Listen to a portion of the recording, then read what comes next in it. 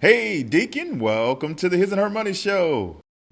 Hey, thanks for having me. We're super excited to have you on the show. You are the author of a fantastic new book that we're going to dig into and bring a lot of insight about. But before we do that, for those who don't know who you are, can you take a moment and introduce yourself to everybody that's tuned in and let them know what you're all about? Sure. So my name's Deacon Hayes. I got a beautiful, wonderful wife named Kim, and we have two kids, Avery and Finn. Finn's 2.5, and Avery's about 8 months. And so we got our hands full there, but definitely blessed for sure. I have a business called Well Kept Wallet where we help people save money, make money, and pay off debt. And so that kind of got me to this journey to write this book about financial independence and retiring early. And just been excited to be on this journey. Now, we're big fans of Well Kept Wallet and have been for a number of years. So tell us, how did that even come about? Where did Well Kept Wallet come from? What took you to create such a platform? So the funny thing is initially I wanted to call it Satisfied Wallet, and I called a friend of mine, and he's like, that sounds kind of cheesy. He's like, what about like an alliteration, like Well Kept Wallet? And I was like, oh, that sounds great. Let's do it. So it really was just a blog to talk about our journey of paying off debt. When my wife and I got married, we had $52,000 in debt outside of mortgages. And so it was apparent to us that we needed to figure something out fast. Otherwise, we would end up kind of like our parents, where they just didn't have, good money sense and had, foreclosures and bankruptcies and just lots of debt. And so we developed a plan, just researching, all these different people like yourself who have gotten out of debt and said, hey, what are the things that people that are successful doing to get out of debt? And let's do those things. And we paid off $52,000 in 18 months and used Well Kept Wallet as a way to kind of share our tips and tricks with people.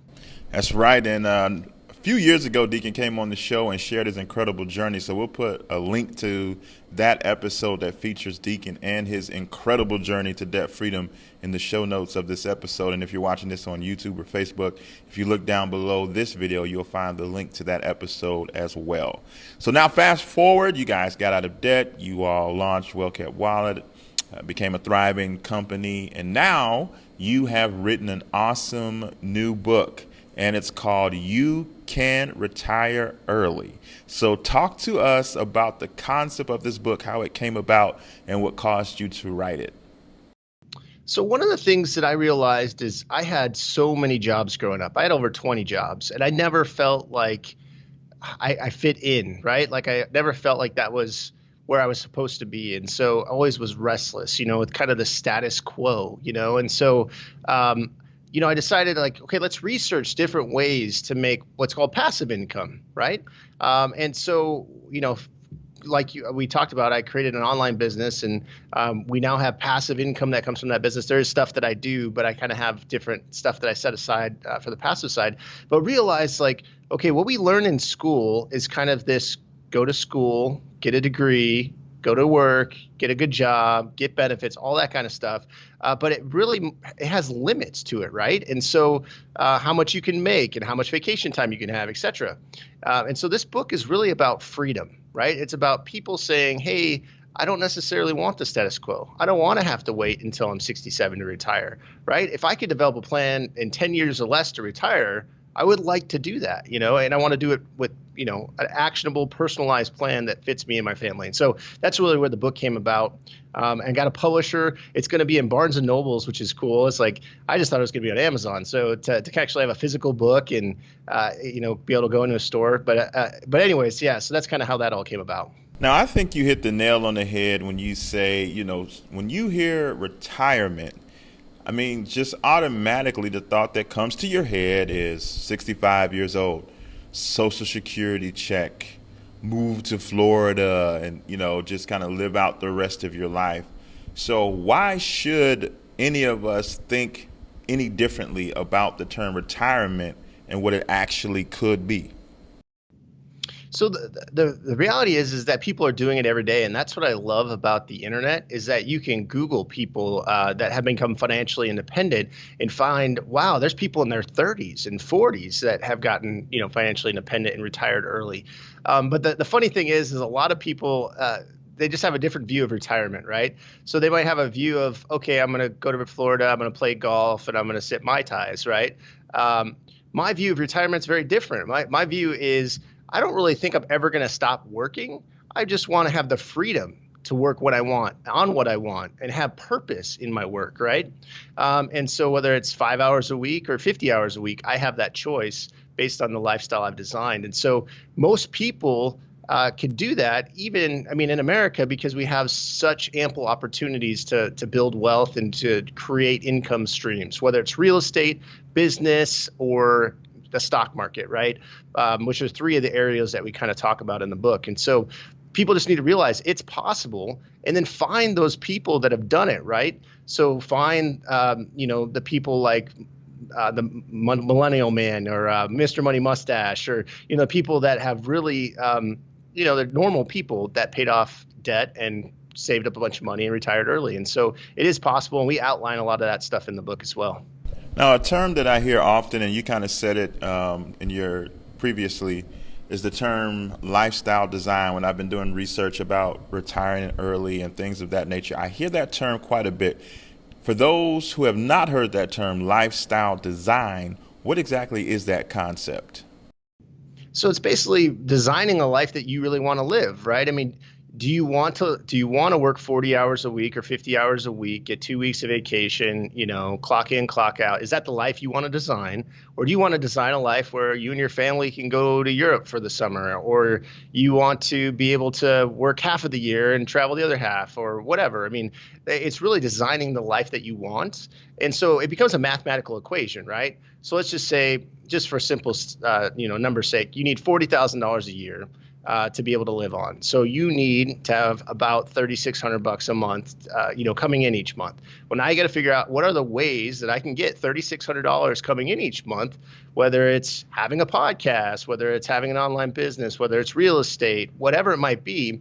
And then you just start creating those sources of income to eventually replace your current income. And so that's how you design that lifestyle. Now, when it comes to this journey towards early retirement, where are you at in the journey, the process, and what have been some of the lessons that you've taken away, whether they be good or bad, as you've progressed in this direction? So I will say we're not completely, let's say, retired, right? We have about $5,500 a month in passive income, which it's a decent amount of money. But the reality is we think about, okay, what about our kids' college? What about we want to be able to travel? There's other things that, we could maybe be financially independent and live on $5,500 a month, but there are other things that we want to do. So really making sure that we kind of beef up our kind of financial independence war chest, if you will, and making sure that we have the resources that are going to stand recessions and, things that are going to happen that we can't foresee. And so our goal is 42 to be completely financially independent, be able to travel, give to worthy causes, do whatever we want to do without fear of running out of assets. How important, because you just said the goal is 42, what role does goal setting play in this process of trying to retire early?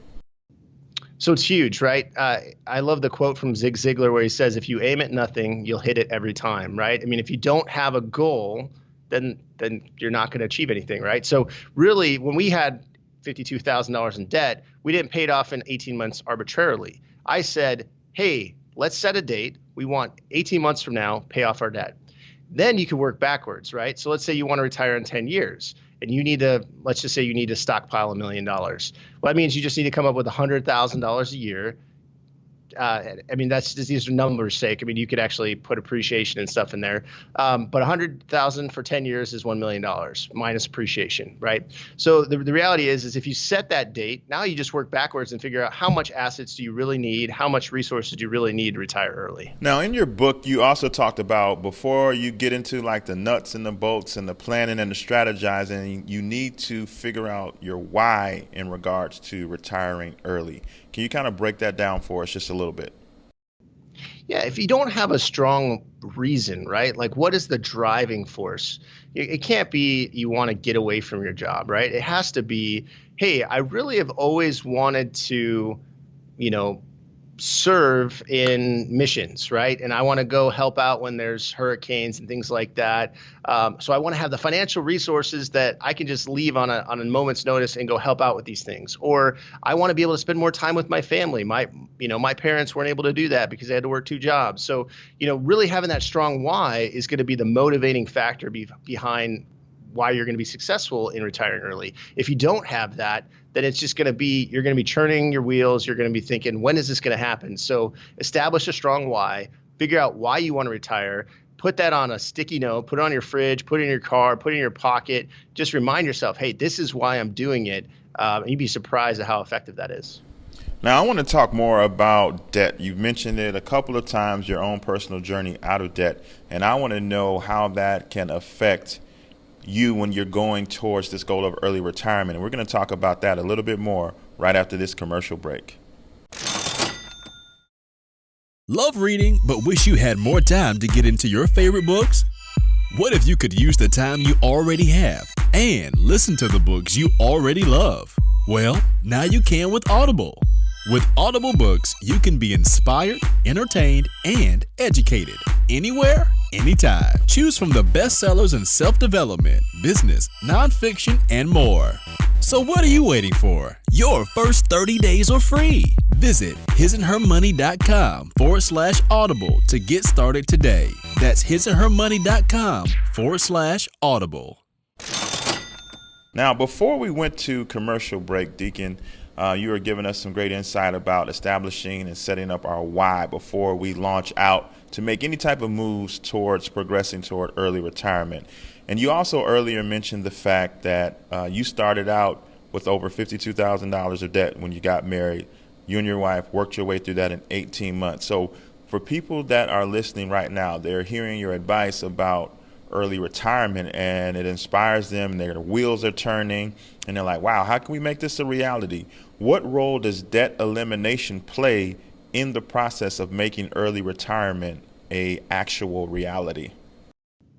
So it's crucial, and I'll tell you why. It's because of cash flow, right? Like every debt that you have is a monthly obligation, either a credit card payment, a car payment, a house payment, whatever it is. And that means you just need to have that much more resources to pay your debt off if you're retired, right? So if you pay it off early, then you need a lot less resources and we can retire earlier. So the idea is develop a plan to pay off your debt, especially consumer debt, fast. We use the debt snowball method. We love that because we feel that psychologically getting those wins, like the little, hey, I paid off my Kohl's card, I paid off my Visa card, I paid off my medical bill, all that stuff gives you a psychological boost to where you're like, wow, I'm moving forward. I'm achieving some of my goals. Even though they're little, it helps the momentum build, right? And so it kind of compounds to where, when we were in debt, we never thought about financial independence. We're thinking about like, gosh, how are we going to eat this week and not go over budget? Like we're thinking about, okay, I'm cutting cable, so we're gonna watch Netflix tonight instead of going to a movie. So things were very different. So know that when you're in debt, that's your focus. But once that's gone, then you can kind of graduate to kind of the bigger things about financial independence and getting income sources.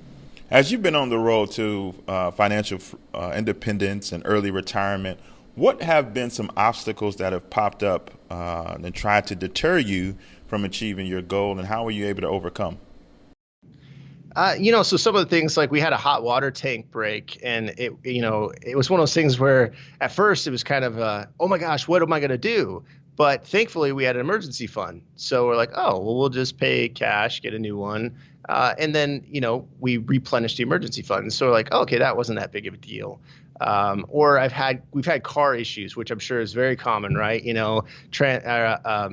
Radiator, tires, water pump, all that stuff. And so the emergency fund was huge because literally we just go to emergency fund, we take care of those expenses, then we refill it. So, we definitely have hit our roadblocks and expenses that come our way. Medical bills. Oh my gosh, how expensive are kids if they get medical stuff, so that's the other thing is having kids, our expenses have gone up. So just making sure to plan for those expenses, right? Like if you're going to have more kids, make sure that's in your budget. If you're going to have increased medical costs, that's got to be in your budget as well. So those are some of the things that we've done to kind of buffer ourselves in this process. One of the things I've personally kind of been curious about as I was going through your book and doing some additional research on early retirement, what about the like psychological aspect of, your identity being kind of, in certain ways connected to what you do for a living? I'm Mr. such and such, I'm Mrs. such and such, I'm the supervisor of this, the manager of that.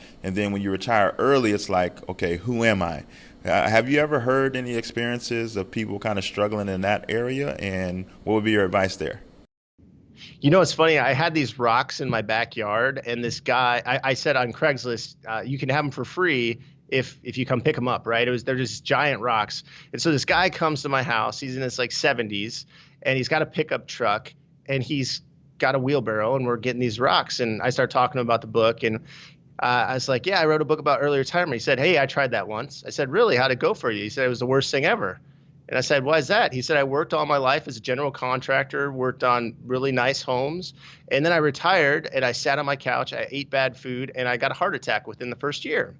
And he's like, he just felt purposeless, right? Like he had his identity. I'm a general contractor. I build homes. And then all of a sudden he retired and it was gone. So I said, what'd you do? He said, I went back to work, And so, but the reality is that doesn't have to be the case. The reality is if you design the next step and you say, okay, I want to go do X, Y, Z, right? So for me, I want to pour into other entrepreneurs and help other people achieve their goals and dreams, right? So, being at that age where we're financially independent and say, okay, I want to find more people that are trying to make an impact. And so really, now my identity is not gone that I'm retired. It's just transformed into something new and something better that I've already planned for, right? So you really want to have that at the forefront of retirement planning. Yeah, great advice. And now I know there are probably some people that are like, very analytical and they're calculating their cost of living, their current lifestyle. And they're like, how would I be able to maintain all the things that I like to do right now if I'm not working? So what's the process of thinking through that aspect, the numbers? Yeah, so it just depends on how bad you want it, right? I mean, there's certain things that we've cut. I've cut gym memberships. We cut cable. So there's certain things that I realize are not as important to me. So maybe you can't have everything per se, but you can say, okay, I can have replacements. So instead of gym membership, I'm going to walk 2-3 miles a day. Instead of cable, I'm going to have Netflix and Amazon Prime, So really, it is about just making priorities, setting those priorities and saying, okay, what's important to me?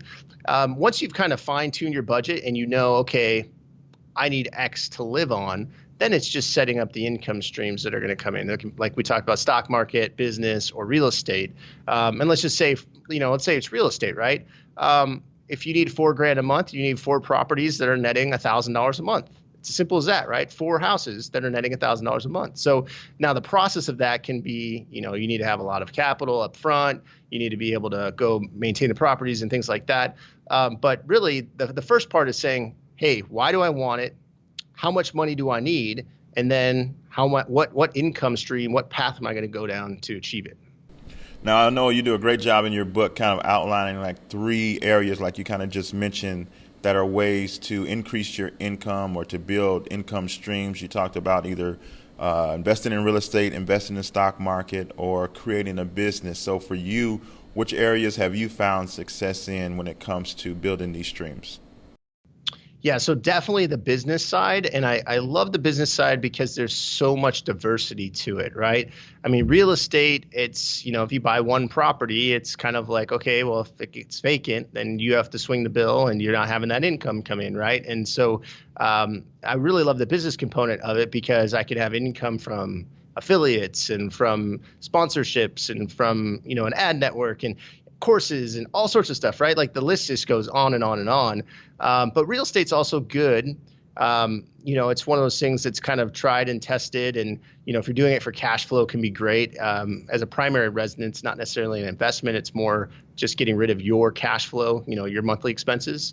And then as far as the stock market, definitely another good way. I had a uncle who's a friend of the family. He was 96 years old when he passed away, but he never made more than, I think, $30,000 a year, and he had close to $1 million net worth.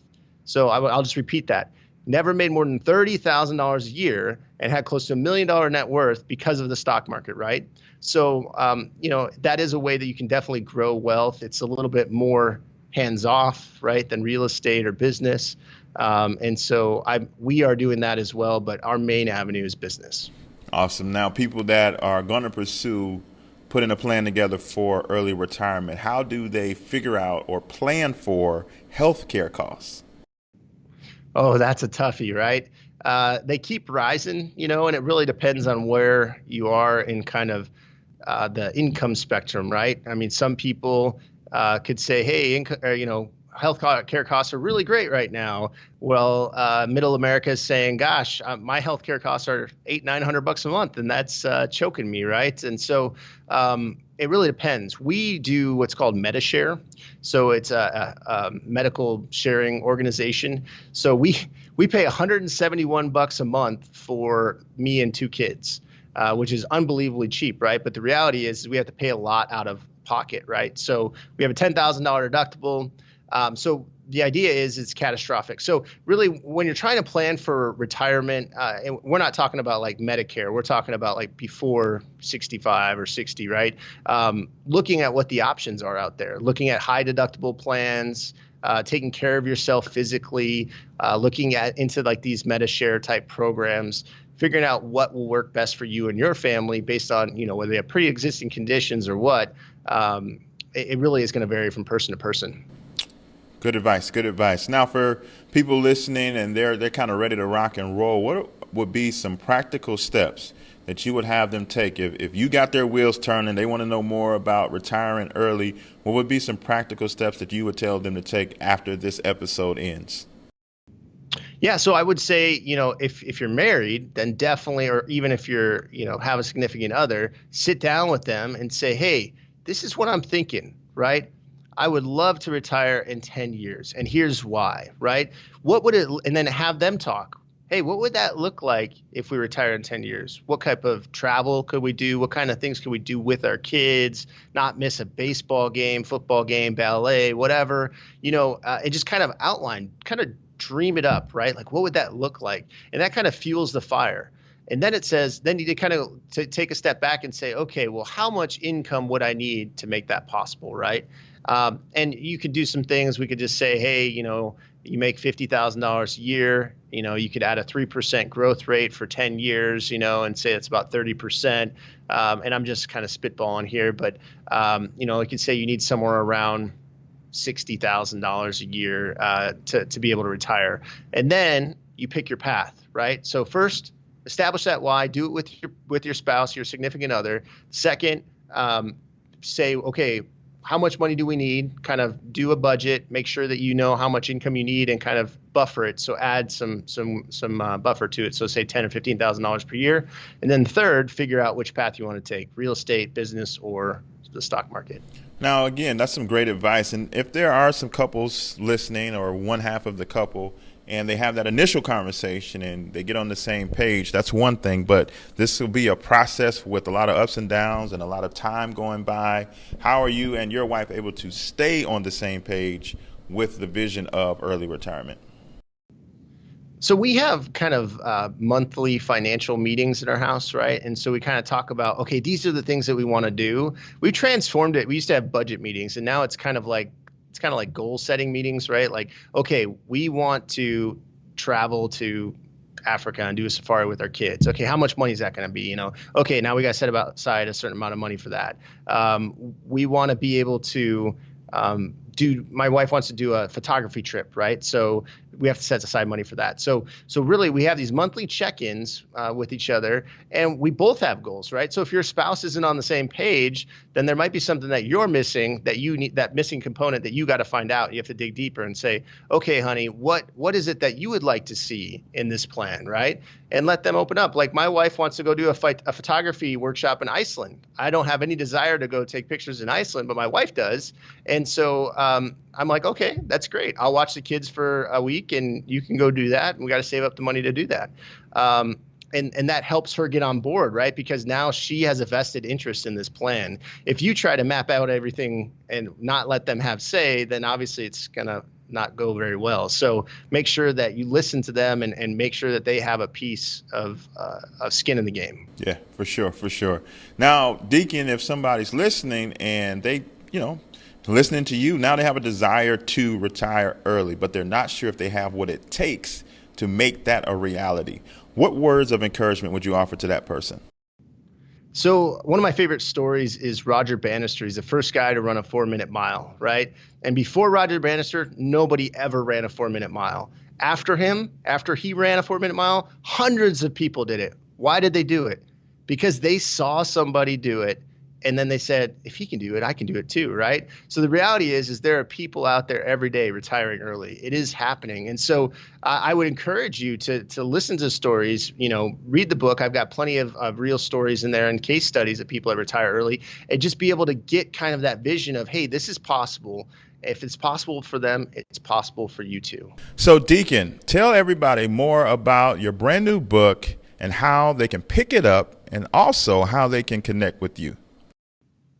Sure. So the book's called You Can Retire Early, Everything You Need to Know About Financial Independence and How to Achieve It When You Want It, right? So I actually am giving away, anybody who pre-orders the book, it comes out November 7th, my course, which is called Debt Free in 18 Months. It's a $97 course. I'm giving it away for free.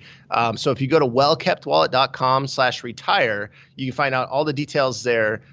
My goal, it's less about getting people to buy the book. I want to get the message out there. I want people to realize that there are Roger Bannisters everywhere doing this, and it's possible, if you're watching this, for you to do it as well. And so that's the idea behind the book, is to motivate, give you actionable steps and practical tips to really achieve your financial dreams. Well, Deacon, this has been awesome. We encourage everybody to go pick up Deacon's brand new book as soon as you can. It's going to be definitely worth the read. Thank you so much for taking time out of your busy schedule to come on the show today. Yeah, thanks so much for having me.